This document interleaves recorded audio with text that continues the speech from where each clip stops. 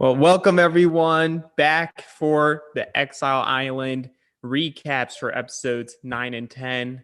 This is Alex back again with Jeremy and McKenna. What did you guys think of these two episodes? 2 episodes, 3 boots.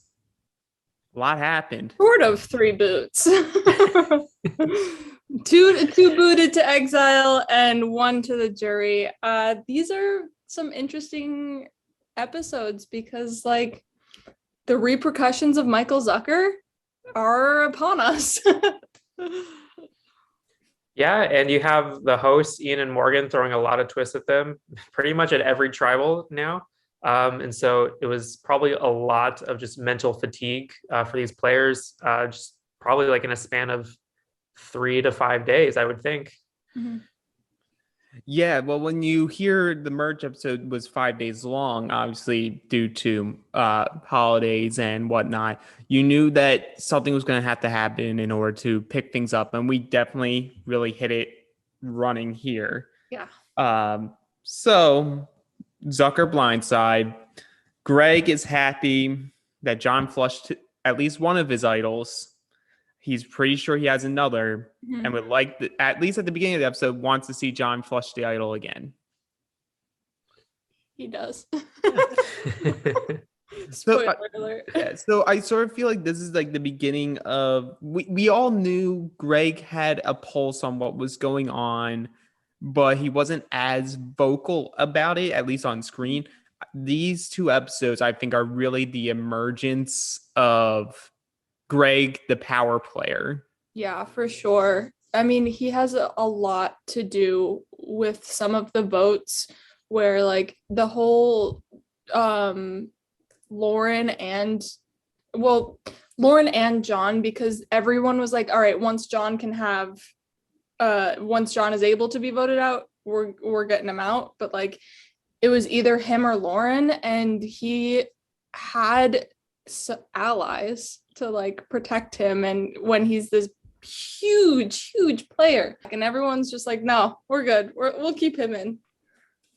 Yeah, and that really just gives you a thumbs up again, like, about his social game, about how he's able to make these connections with so many different people that they're just not willing to vote him out. Like, and you hear Lilly say in episode 10 that she thinks she needs to keep Greg a little bit longer, more than Lauren. So it's incredible. Mm-hmm. Yeah, absolutely. Dude knows how to make relationships and take them to his advantage. But who couldn't take advantage of the relationships for Mackenzie and Lauren? We have a good, probably solid at least 5 minutes, felt like forever, of both of them sort of just like allowing themselves to get lambasted by John, which rightfully so, no matter what they believe, if John was rude or not, they just blindsided him and really couldn't back up with any solid reasons outside generalities that you would hear on Survivor. Just saying, oh, well, Zucker was saying everyone's name, was like what Lauren's excuse was. And my note there was so everyone's throwing names out there. Like, and that was like sort of John's response is like, you could have still just, told me about it. Like, I would have been pissed off, but like, just give me the decency to tell me Zucker was the vote.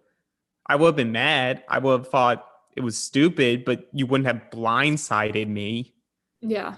I mean, I guess at the same point is like, you want to try and keep those relationships. So, like, the automatic aggressive, like, WTF, like, why wasn't I clued in, or why was he the vote? Like, I think that's also just a little knock on John, where it's like, if he just was like, hey, so why did you decide it was Zucker, instead of just coming at, because he has this loud, booming voice. So even if he's just like emphasizing something, it could come off as yelling or something like that. And now he's like really like heated. But in my defense, I feel John was in the right in both of these arguments. Biggest issue that I had, and as both of you guys who have played long games, I feel you guys can have more of an analysis on this than I can. When blindsides happen and you have to go back to, and you are blindsiding an ally, you're not voting them out, but you blindsided them with the vote. There has to be a certain way you go about handling it after the fact. And I think both of them did it incorrectly, mainly so Mackenzie's main talking point to John was Zucker wasn't one of my numbers. Like, she kept repeating that. Like, she made it very much, this wasn't about you. This was all about me and what's affecting my game. And sort of Lauren too, like Lauren would just like sprinkle in, oh, he was saying your name. But like John was like, okay. But then she kept going back to, he was saying my name. He kept saying my name. And it's like, when you keep doing me, and you're also trying to like bring the ally back in, the ally has no incentive to come back. Yeah, I agree with that to an extent. 'Cause definitely this is an individual game, but you have to keep your allies really close. And so definitely whenever you are just talking about your own personal game and not how, say, taking Zucker out would have not only benefited themselves, but for other people, then that's a whole different story than when you're just saying, well, yeah, it helped me out. Right. So they should have had like a prepared something where it's like, yeah, this is why Zucker leaving benefits you, John. Yeah, right. But I think that also what was more damning for Lauren than that was starting the conversation with, I know you're angry with me, so just yell at me. Like, once you say that, you are accepting guilt, and you're also telling him, I'm responsible for this vote. I'm the reason why you were blindsided. By like just saying comments like that, you may think you're like coddling him in a sense, or like trying to regain it by saying, let it all out, then we can get through this. But by doing that, you're admitting to someone who's a gamer, like, I backstabbed you and I did it willfully. Either that or Mackenzie texted Lauren being like, hey, John just yelled at me. He's going to yell at you. Have fun. And then Austin, who's just there. Yeah, Austin, who's just there, who knew about the vote and is just like, man, you guys messed up. It's like, what? You also messed up, dude. Well, he didn't vote for Zucker. That's true. He didn't vote for Zucker, but he knew it was going to happen. So if you really wanted to save Zucker, all you had to do was tell John it was Zucker. Guilty by association. Right. Well, that's enough of the yelling part of things. Yeah. So, but the other part of it that was sort of weird was both of them saying, like, you shouldn't have played your idol. Why did you play your idol? We told you not to play it. Where you go back a couple episodes ago, everyone was telling Lauren not to play her idol. You're safe. You're good. It's not going to be you. She plays it anyway. So it's sort of like that double standard of like, I just did something, but I'm going to call you out for being dumb for playing your idol.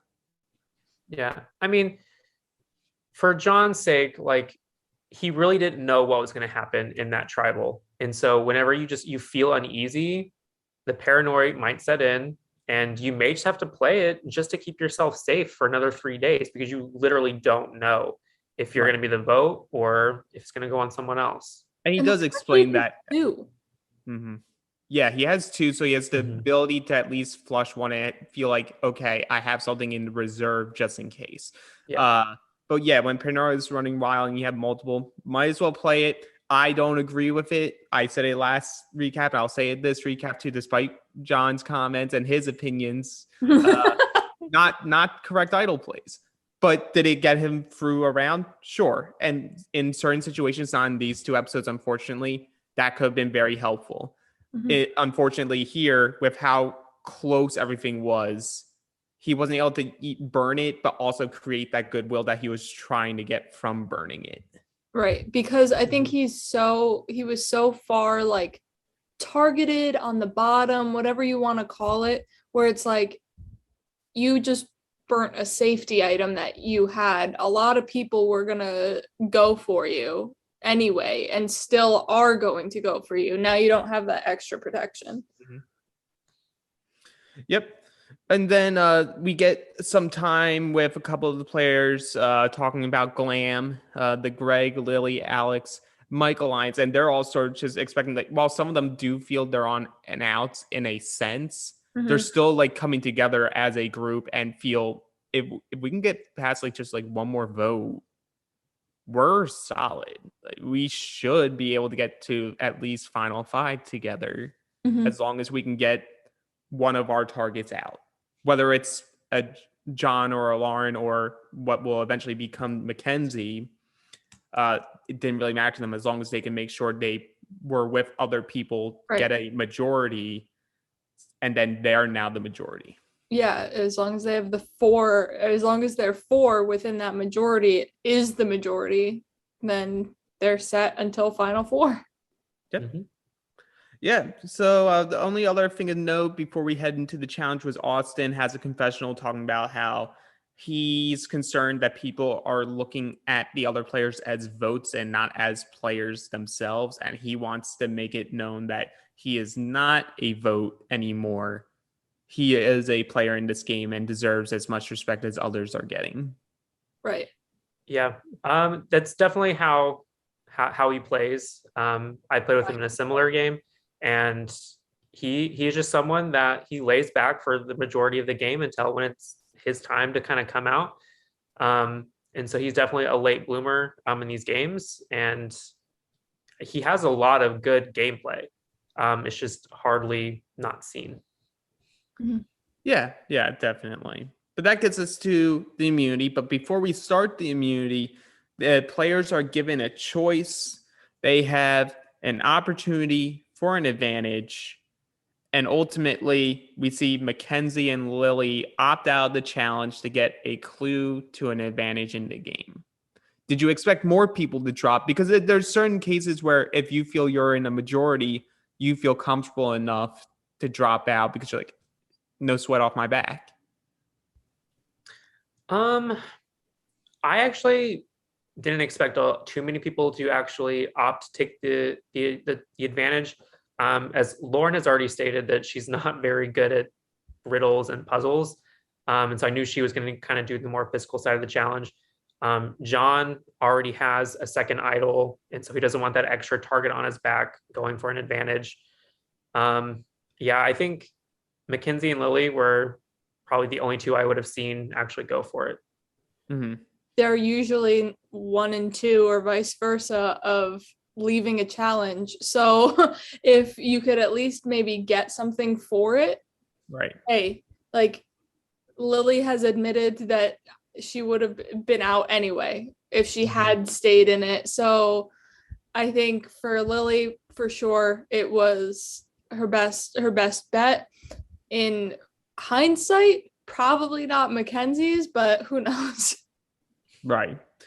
So it gets us to the immunity. Mackenzie and Lilly will not be playing it, and it's the Malcolm and Answeree challenge, where you have to put equal pressure with 2 pencils on one die, and then add increments of time. You keep adding additional dice until you drop the dice. You're out this challenge. We do get, for the second straight time, Mike Simmons wins. I think they got up to, 5 dice? 5. Austin couldn't make the transition. Right. That's impressive. Yeah. Yeah. I've done this challenge in the past, and I think our cast only got up to 3 die. And so it was incredible by the 2 of them. Mm-hmm.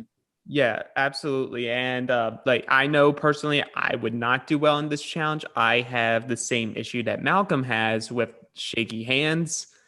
So this would not have been a challenge for me. If I knew this was the challenge ahead of time, I would have went for the advantage. So one thing in that challenge that Jeremy participated in, we were allowed to put pinkies on the ends of the erasers to stop the hands from slipping in. But Ian and Morgan were like, no, we're making this more difficult on the Castaways. But we see Mike have this other kind of genius plan of putting the pinky underneath the pencil and holding it to kind of secure his grip. And you see him obviously like get the win from that. I think that was a really great strategy to like maneuver around the hand slipping toward the dice, because if you touch the dice, you're out. Right. Yeah. So Mike gets his second win. Great for him, especially when he felt he could have been on the outs despite his connections. This gives him some level of protection.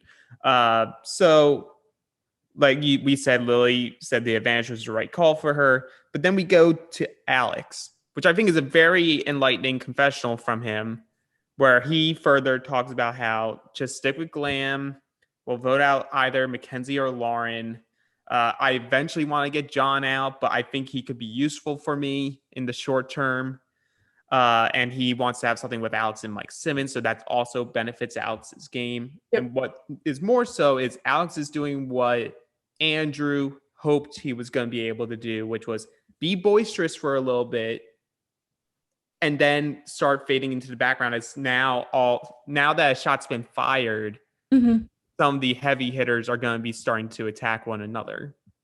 Yeah, for sure. It's no longer like the easy vote territory anymore. So like Alex in the first couple votes was perceived as like the easy vote. So you see him and Jim get a bunch of votes. And so he's just like, do something. Why am I getting these votes? And these next 3 boots, we see more vocal players get the hit. Oh, absolutely. So we get a conversation with John and Lilly. And John's like, I wanted to get on call with you in the event that you needed help to get that advantage, because there's no way in hell I want Mackenzie to get that advantage. Yes. But little does he know, she already has it. Yes. Lily's just kind of a genius. And I thought it was very, I wouldn't have been able to remember what Ian had said in a challenge or whatever, because I would have been either focused on watching the people in the challenge or something to that effect, where I wouldn't have remembered any phrase or thing that he said. Yeah, he said very clearly before revealing your cards, say you want a chance at an advantage. And Lilly recalls that and goes, well, he never actually had us say that. So let me type that to him. And she gets a steal a vote. And the only people she tells is her tight alliance of Glam. I think, like she thinks, that is the correct move for this type of advantage, because it's an advantage that will only work if you have trust in other people in order to make a plan that will make it a successful play. Yeah. And I think we see her use it, but she only gets it, I believe, for 3 tribal councils. It's not like a to the end of the game situation. So yeah, so she used it in the right spot.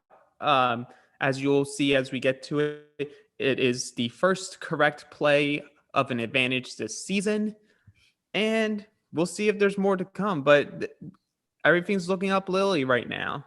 Yeah. Then we get more into that pre-tribal phase of what's the vote going to be.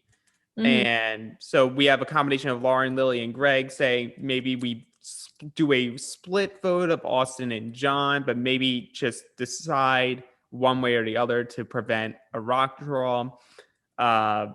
We see pitches for Mackenzie to go out, for John to go out, for Lauren to go out. For Jim, Lauren thinks that she's convinced everyone that Jim is the correct vote. Because she talked to Mike, but Mackenzie also talked to Mike Simmons as well. And she's convinced everybody that he made a plan to get Alex out. It's like, Mike's just like, listen, no. Mackenzie, your ass is home.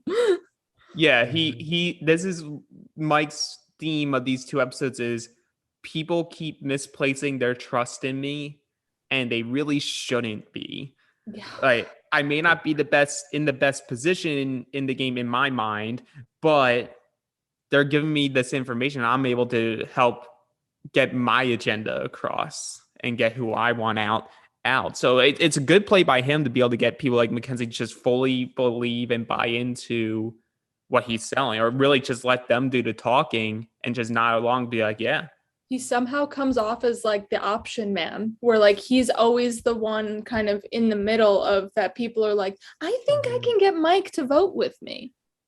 Yeah, Simmons is definitely, he's playing the best under the radar game right now, and it's just all these people are flocking to him with ideas and blind sides, and he's like, okay, and then he just has his pick of the litter on who he wants to take out.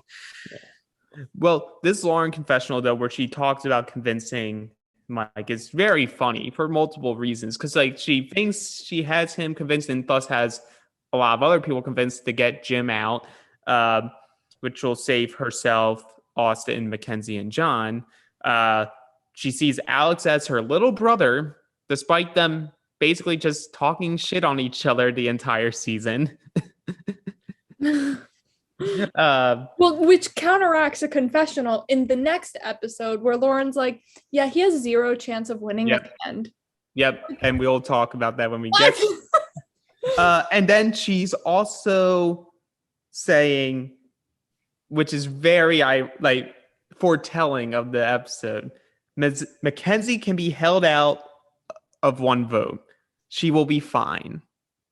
Narrator, she will not be fine. She will be anything but fine. Yeah. It essentially, like, Lauren's game has now devolved into, I must protect Mackenzie even at my own detriment. Which I guess, like, says something about Mackenzie that she was able to get Lauren to be so, like, trusting and loyal to her. Well, my thing is, like, who else is true aligned with Lauren? Like, Mackenzie was her, like, truest ally who is very much on her side. We see Greg waver a lot. Lily is just no. Alex is a no. Simmons is a no.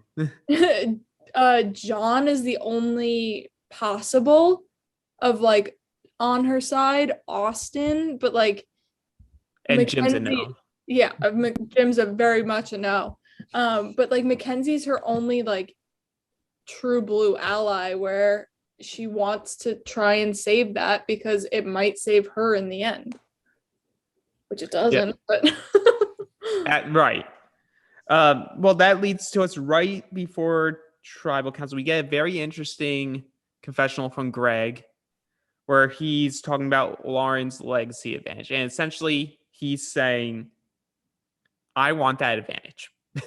And at the same time, with the people I have left in this game, I want to keep removing their pieces from the table, which this is a common theme that we have seen throughout the season. Mackenzie has done it a couple times. Lauren's attempted it with the Zucker vote.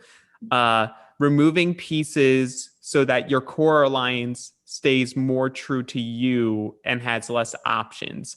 But with how he's able to do it, he's the more successful person of those 3 people to have done it, because he's never been taking an approach where he's the leader or calling the shots, but he's helping guide the conversation, which is more influential than being the decider. This was one of my favorite confessionals because it just made so much sense. Taking out Andrew directly gives him Lily back, because Lily had that stay away from Greg with Andrew. Taking out Zucker frees up Simmons. Like, these are all people that are just helping Greg, but Zucker and Simmons is different than Zucker and John, where that's where Lauren's angle was and Mackenzie's angle. They wanted John. Meanwhile, Greg was like, that'll give me Simmons. Right. And that's why it's more successful. Yep. Absolutely. It was a masterclass by Greg there. So that gets us to tribal. And ultimately, we do see the chaoticness of this vote and how well that majority plus John played this round, where we have a chaotic vote of a 5-2, 1-1. John burns his second idol, knowing that he's most likely burning it, but thinks this could give me some leverage and help later in the game by, even though I don't have the protection of the idol, by me removing it, maybe they can trust me more that I'm willing to play with them. I don't think that's the correct move. He does negate a vote. but I think there's more power in keeping that idol and making more of the sales pitch that not even that it's our idol, but that I'm preventing your other enemies from having the chance to get an idol. Yeah. Like, as much as you can trust him on that, you could always blindside him. But that I think that's more powerful of a move than burning it in the hopes of gaining favor. Because I feel more times than not, when you burn a vote or burn an idol, you don't gain that favor, because then they're just going to think, oh, but you're going to find another one. Yep. Especially when you found 2 already. So you might as well hold on to it. I mean, essentially, that's what we see with Morgan in Mini 2, Lalumanu Beach, where she has like all these advantages and idols. And then the first time she's vulnerable, they're like, okay, bye. Right. But yeah, so Mackenzie goes out. But while the votes are going out, I just have one quote in there that I thought was just like, it made me laugh. And it was Lauren voting for Jim, like basically like, oh, you're this, like, you keep throwing my her main focus is anyone who's throwing her name out, which apparently is everyone. So I guess this time she's blaming Jim. But she says, like, you're throwing my name out there like an adult passing candy to children. I'm concerned. But did it say on Halloween at all? Or no? Oh, I'm concerned. well, let's hope you meant on Halloween and move on. Yeah, I just thought it was needed to be said. These people, they're barely eating rice every day. The mind is just all over the place. Yeah, they're having full meals every day, but like, no sleep. I mean, I doubt they're sleeping. Let's be real here. I know, but I thought, even I know she didn't mean it that way, but I just thought it was very funny how it came across. But Mackenzie is the 8th boot, 3rd member of our jury for Exile Island. What are your final thoughts as she's sitting back in Ponderosa, which apparently is in Florida? It's good timing. It's good time. I think with Mackenzie, I think kind of like how we've been saying the last few recap episodes, she had a lot of potential, as she was also the first person picked in our draft. Yeah, Jeremy. And so I think her gameplay is there, but I think she just needed to fine tune it a little bit and maybe not play her cards every week. And I think that's where her downfall was.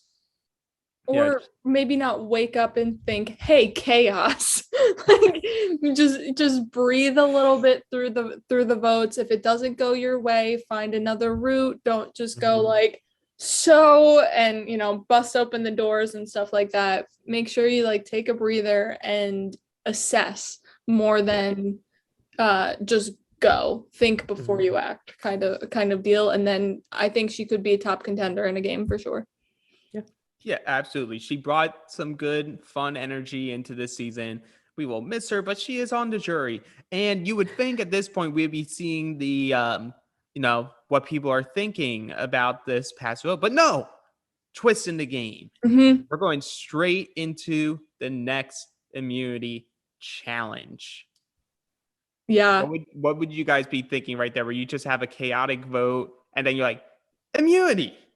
Well, as someone who has had to go directly from tribal to challenge many a time, it sucks. Like, a lot of times my tribe was kind of unified on the vote, or at least my alliance was unified on the vote, and we had a couple stragglers. So it doesn't feel like a kumbaya to be like, all right, let's go doing this challenge, where if someone in your alliance doesn't get the hint for the vote or something, and they're like, hey, what the heck? And now you go into an immunity challenge, and it's crazy. It's hectic. And I don't recommend, but twists of the game.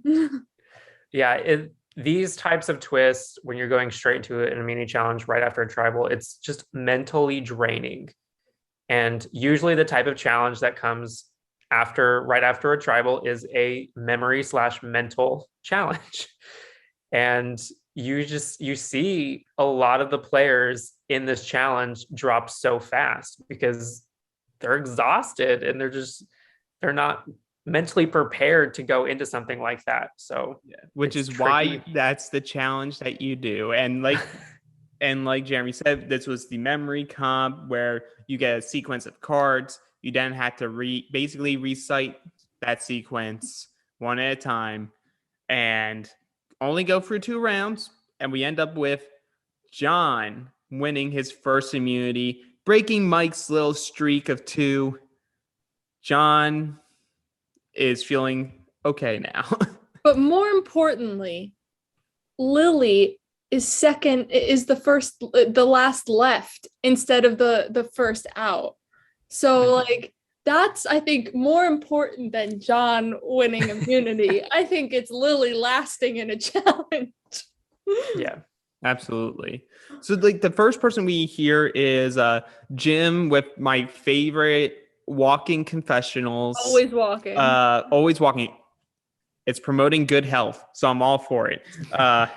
So Jim is concerned that he was left in the dark in the Mackenzie vote. He understands why Mackenzie had to go. She was one of the power push. It wasn't Lauren or John like he would want, which is his main focus. But he's like, hopefully I can get back into a plan where that can happen. And he was truly left out of everything because he was the lone vote for John in the Mackenzie vote. So really was just left in the dark and just thought, oh, everyone wants to vote out John. Yeah, Jim is in a weird spot right now because I don't see where his allegiance lies anymore because his only real like alliance was Mackenzie, and he doesn't want to work with Lauren and John, but then you have the tight 4 of Glam, so that only leaves Austin, but he was only tied to Austin through Mackenzie. So he's just kind of like in limbo. Yeah, like Alex said he was a free agent. Jim is actually the free agent. Yeah, he's just kind of sitting there by himself, twiddling his thumbs until someone approaches him and tells him what to do. So let's cut to Lauren, John, and Austin. There's no chance Lilly figured out the clue to the advantage. If they only knew. Yeah, if only they knew. And they will know very soon. Yeah, especially Lauren and John. They'll really know. Yeah, see, John does the better approach of like the blindside vote where he's like more reacting to like, so you guys did actually vote how you guys talked to me prior to tribal. So now that makes, even though I didn't vote with you guys, that makes me trust you both again because you did what you said. Which that's more the approach they do it as long as you do it correctly. But in this situation, they all knew like, yeah, we have to work together at this point. But now their thing is we need 5. We can't split. We know that 4 is pretty tight, so we need a crack there. And John even says, well, Jim's free. If we can convince him to stop looking at us, we can let him control the vote. And then that at least gets us to 4. And then maybe we could pull a miracle and try to pull someone else. Yep. And go. And so essentially the theme of this episode is it going to be Greg or is it going to be Lauren? This is the first like vote I feel where it really, for the majority of that tribal phase, is very clear it's going to be one or the other. Yep. Yeah, a lot of times it's been like, so it's either gonna be this, or this. It's gonna be these 4. We have no idea what's happening. Like, yeah, it's very clear. You know, going into this tribal council that it's Lauren or it's Greg, and it's Lauren. Yep. Well, going to Lauren, like I have ragged on her game a lot this season, but she does have a very good read in her confessional where she goes, I had no idea what happened.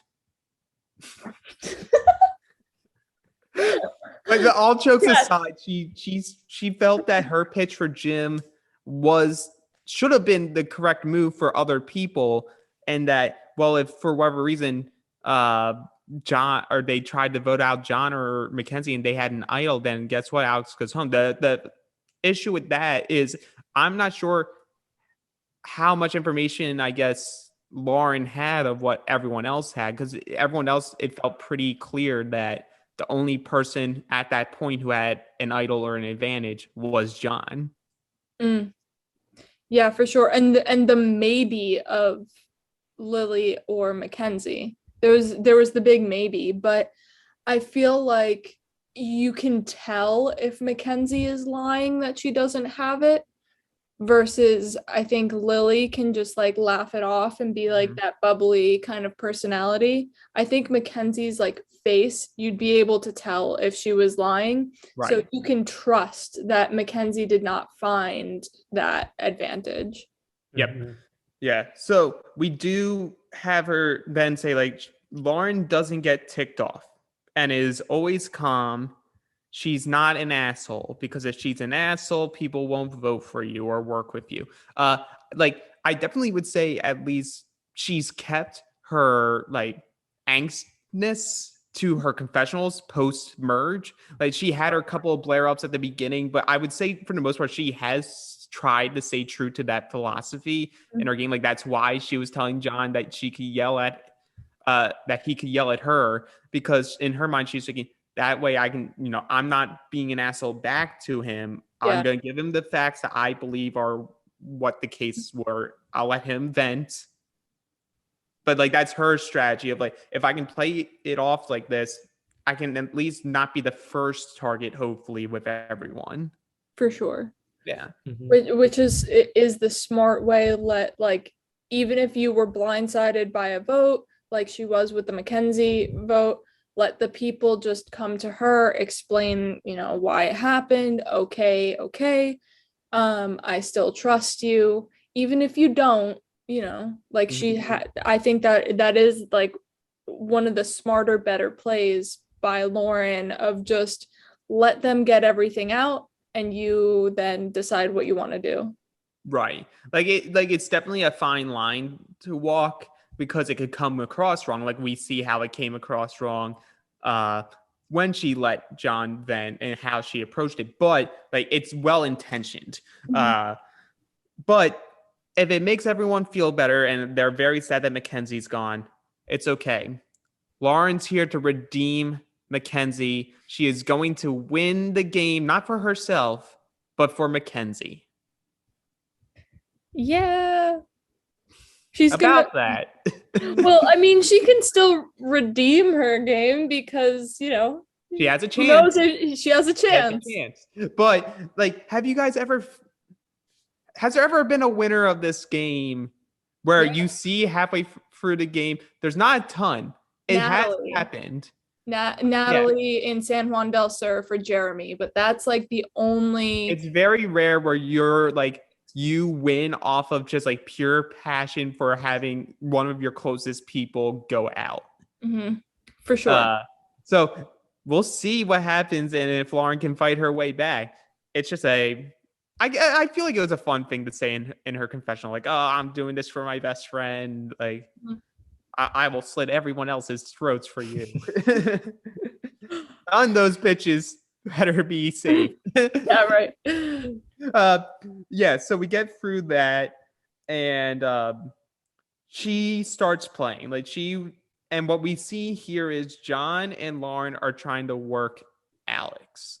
And because they believe Alex is the most willing of that four to want to try to make a move or a big move, because in their mind, they both say, and Lauren says it, Alex, the way he's playing currently in her mind, 0% chance to win the game, pulling a Spencer Bledsoe here. Yeah.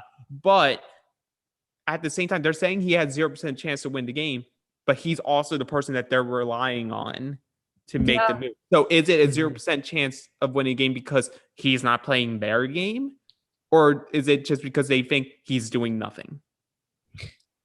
I don't know. Like, I think because they perceive his game as he's doing nothing, because a lot of his stuff isn't flashy. Like, Andrew has made a whole big commotion, like he doesn't care about big moves in his jury vote. He cares about like social and that kind of stuff. So Alex may have like inroads in socially. He might have just like under the radar stuff that Lauren doesn't see him making these big moves, but he seems to be clued in on every vote now except for the Andrew vote. So and once he realized, hey, I'm not clued in on this vote, I best make sure, even if I don't agree with the vote, like the Zucker vote, that I am in on every vote. Yeah. Then we get a confessional from John, and John, the big Survivor fan that he is, pulls a Troyzan. This is my island. This is his island. I love when a plan gets together. I love the fact that I was able to get my sweet, sweet revenge. I love this little diatribe from him. And then like he's saying, hopefully, even though I have immunity, like I burned my idol to not make myself a threat just to win immunity. So I'm a threat again. But you know, with immunity, I feel comfortable. I'll at least have a few days to try to make something happen. A few hours. Narrator, he did not have a few days. Which is a shame because we do see like in these two votes, like, especially with Alex, it seemed like what John was saying was ringing bells. Maybe not in Mike's head, but definitely in Alex's. And he was starting to get alarms of, yeah, I definitely need to have a plan to get Greg out. For sure. Which goes to Greg. Evil villain monologue time. Oh, where I love this. I'll let you guys get your opinions in once I just explain it. But Greg's just like, John, deadpan into the camera. John, I know you're after me. You've been after me for weeks. I just want you to know, you'll not be successful. All my allies, I talked with them. We made a plan to take advantage of your revenge path and let them say to you, you get out Mackenzie, we'll take out Greg. That's not going to happen. You won't get the numbers. And you're going to go home. Yeah. Wow. Like, Jeremy, thoughts on just that confessional? You have to be able to make this confessional, you have to have just the utmost confidence in not only your own game, but making sure you convinced everybody else that you have the same thoughts. And just like what I was saying earlier, like it's just kudos to his social game and his strategic game for just using John for a vote to take out Mackenzie, and then just be like, yeah, your turn is coming. You'll see when it happens.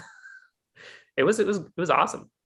Yeah, because I mean, I would have probably had that confessional in it, whether like John, Lauren, or whoever was going home, if they were going home or not. Like if Greg was the one going home and he was just like, John, you don't have the votes, you best know, that would have been in the episode anyway. So like the fact that he did have the votes and still made it, like Jeremy said, like that's gutsy. Yeah.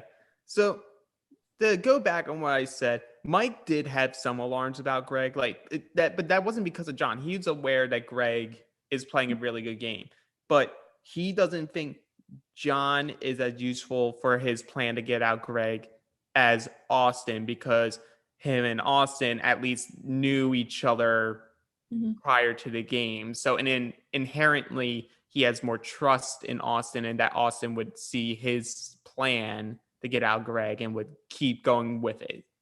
Yeah. And I mean, Austin wasn't labeled as one of the big threats in the beginning of the game. Once you're labeled as a big threat, there's no real like getting off of that target. Even though Austin has played in a game before and made it to third place, like why wasn't Austin a threat? Right. And primarily, we also see the reason why ultimately John's not the target here is because too many people are aware of Lauren's legacy advantage of safety without power, and that it can be used at 6. And essentially, Alex explains it for the group saying, we don't want her to have that choice. We're like, let's make her have to give it to someone. But what we actually see here, especially in the second vote, Alex wanted it to happen in the hopes that she would give it to John. They take out Austin, then he can work with John to use that safety without power to try to get Greg out. Potentially. Right. That's how I read his vote for Austin in that second vote. So in my mind, I think that's was his plan, at least thinking I'll have time to make that decision. Yeah. But he didn't. Well, I mean, we see if we're are we jumping to that second vote of we could go straight into both votes, or essentially let's do the Lauren vote and then we can come back to this. So we do hit tribal council. Speculation is still out there of where is Exile Island? Is it still in play? What could be going on? And very rightfully so, because these next two votes, unknowingly to the cast, are going to Exile Island. Yep. But we see Lauren go out in a 6-2 vote because Lilly successfully uses the steal a vote to ensure that they had the majority numbers to get Lauren out. She's toast, as Lauren said several times. And she stole John's vote. To be vindictive, because she knew that John still doesn't trust her. Yeah. Which, I mean, rightfully so. Yeah.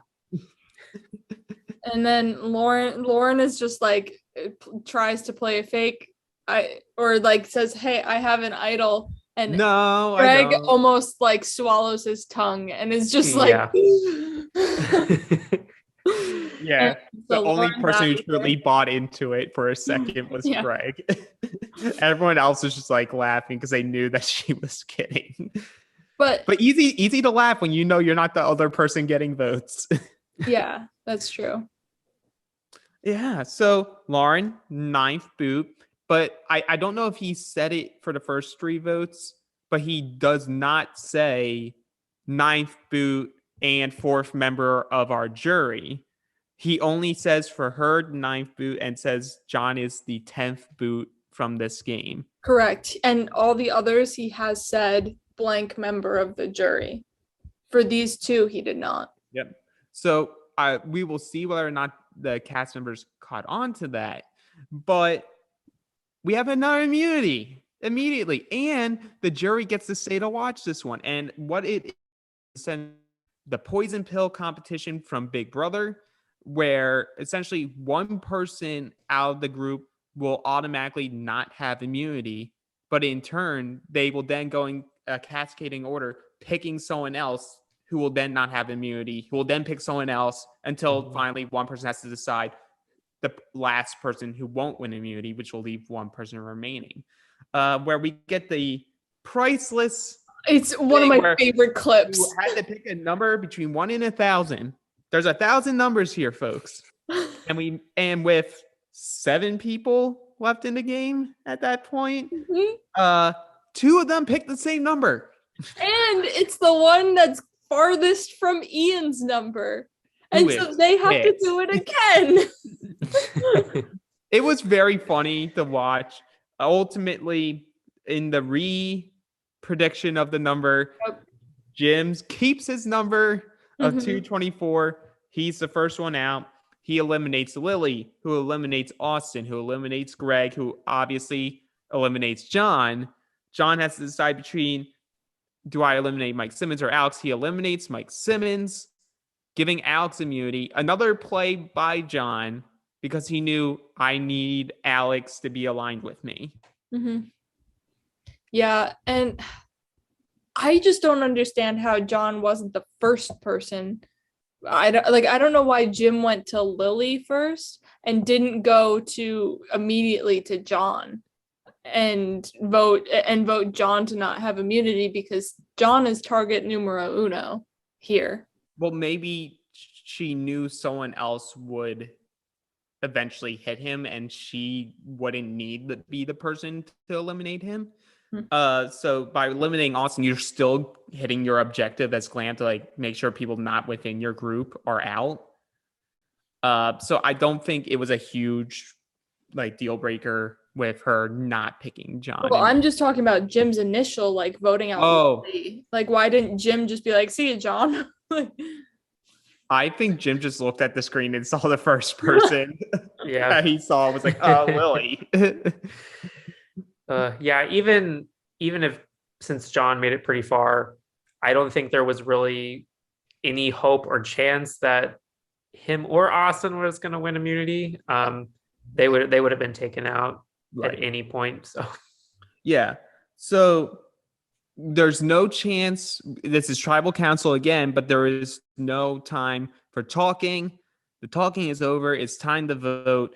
John is hoping that the work that he was able to get in with Alex and Mike pay off and that they will vote Greg with him and Austin. Austin sticks to his vote. Alex says he hopes Austin leaves because he thinks John has the safety without power advantage from Lauren now and hopes that the rest of his alliance takes out Austin as well. So that's where my theory comes in of why I feel he intended to at least work with John for another vote to try to get Greg out. But we do hear a very kind of small but important thing with John's voting confessional. Ian, can I have my clue from McKenna? So my name had changed during that challenge and tribal because I have now like the new replanted idol that John had played. So my name had changed to Ian has a clue. And John finally cued in on it and was like, all right, give me that clue. I need that clue. And had been trying to work on that furiously through the voting confessionals and stuff like that. But no such luck for him. So we'll see if anybody else had figured that out in this next episode. But and essentially what we find is John goes out in a 4-2-1 vote. He is the 10th boot from this game. We do not know the whereabouts of that legacy without power advantage. We do not know who may have found or not have found the idol yet that was replanted. So there's a lot of questions going into the next episode. But one that has been somewhat answered. We get into the last couple of minutes of episode 10, and we see Ian and Morgan are with John and Lauren, and they say, you have been not voted out of the game. You've been unknowingly voted to Exile Island, and you will compete in a challenge tomorrow to get back into the game. Very Australian Survivor-esque use of Exile Island. Yes.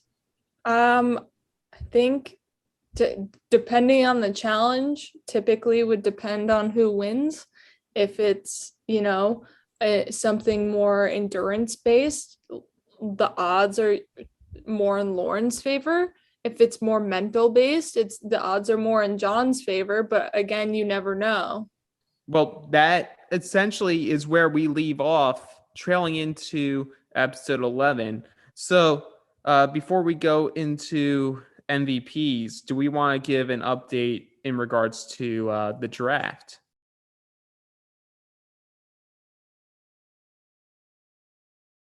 It's time to pick the episode 9, episode 10 MVPs. And this time we are going to start with Jeremy. Ooh. I think with these two episodes,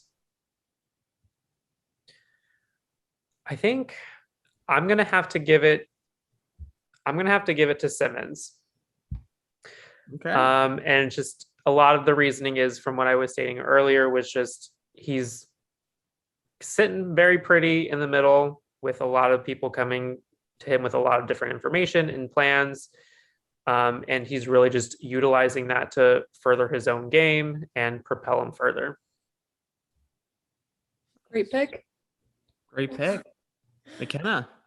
I'm going my girl Lilly.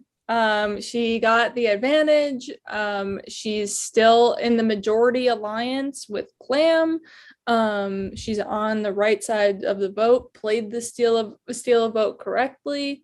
Lasted long in that challenge. So I'm gonna go with Lilly for my pick. Yeah, so 2 good picks. I am very surprised. So this is my unofficial MVP, and I'm sorry for players who don't get the opportunity to get points from me.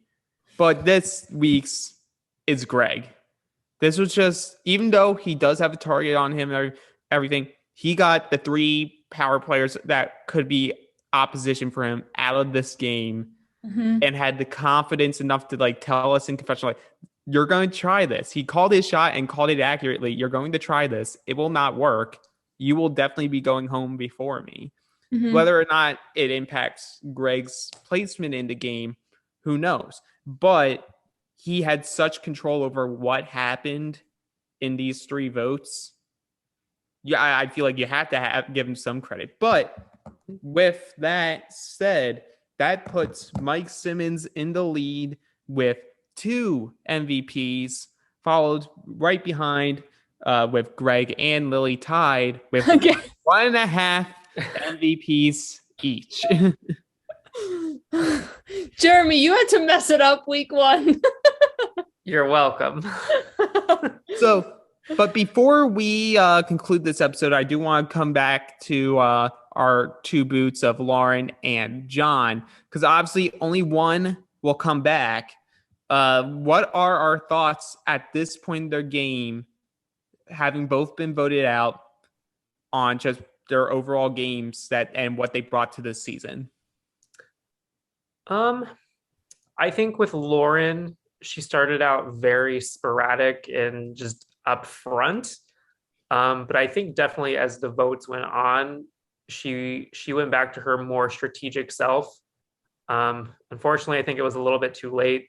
A lot of people already had a bad taste of her in their minds. And so she wasn't really able to have a lot of those deep personal connections that she can usually have.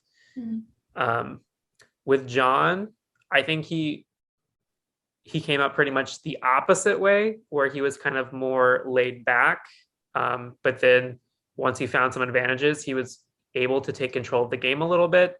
But then those advantages painted too big of a target on his back, and he burned both of them when he really didn't need to. And so then right when they had the opportunity to take him out, they did. Yep. We have 2 players who burned 3 idols.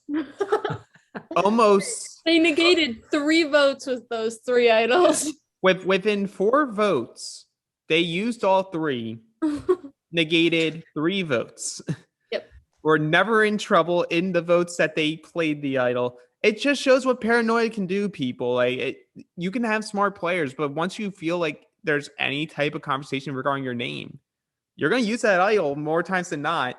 It won't be a correct play, but in your mind, it at least gives you another vote. Yeah, I think John and Lauren are very much 2 different sides of a coin. I've been describing them as calculated and chaotic. So they're both kind of on extremes, I think, where they need to, there's some weird balance of both chaotic moves plus calculated moves that need to be made. Yep. Well, with that, we are going to have an exciting next week as we see who comes back from Exile and if they can make something of it, or are they going to be just a carousel door right back out? I want to know in the comments, whether it's on Facebook or on our YouTube channel, who do you think will come back and fight for some redemption in Team Lauren or Team John? But with that, that concludes this week's recap of SGSN Exile Island. Remember, please like the video, click subscribe, and click that bell for all notifications so that you know when we are back on. If you want to be more involved, join the Facebook page of Survivor Game Show Network. And that's where you can add questions for exit interviews that are on Wednesdays and Saturdays.